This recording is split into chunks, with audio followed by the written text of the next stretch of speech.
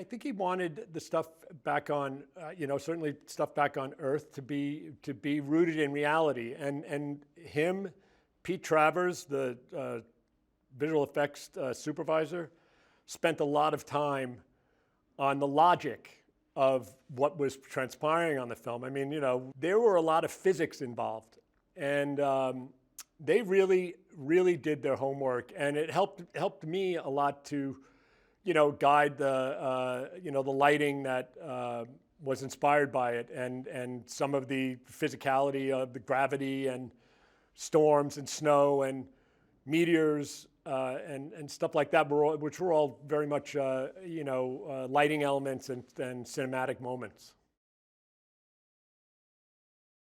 Roland and Pete and the visual effects vendors set up a very nice, pre-vised all of the larger scenes, so that we could capture as much in camera and match up to those. And I think it's very important for me personally, being the cinematographer.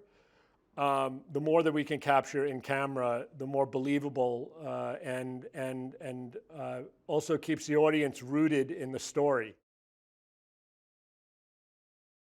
We shot everything on a 360 blue screen stage, and the special effects supervisor built some very, very nifty, almost like hovercraft platforms for the cars to go on, so they could slide, almost float, and they also articulated.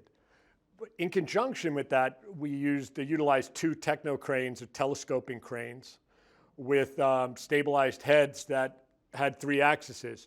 So we were able to tie in the movement that was happening in a wide shot. If the car lifted up off the ground, then we could, if it's going up, you tilt the camera in a side shot, you tilt the camera down, and whoop, the car's lifting off.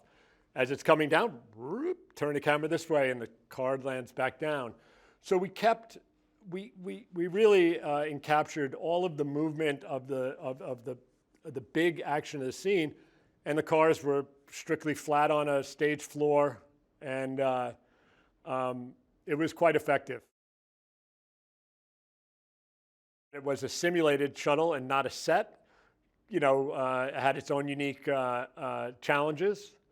But Kirk Petrocelli, the production designer, and his art direction team did an incredible job of modifying it enough that we could shoot.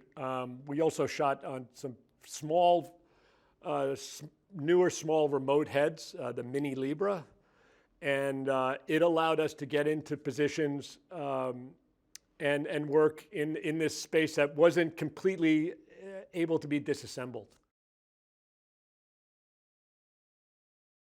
The reason why he is a perfect director for a film like this is, one, he's done a number of them very successfully, and he has a very unique way of creating things on such a grand scale, and allowing them to be done within the means of the production, which I find remarkable.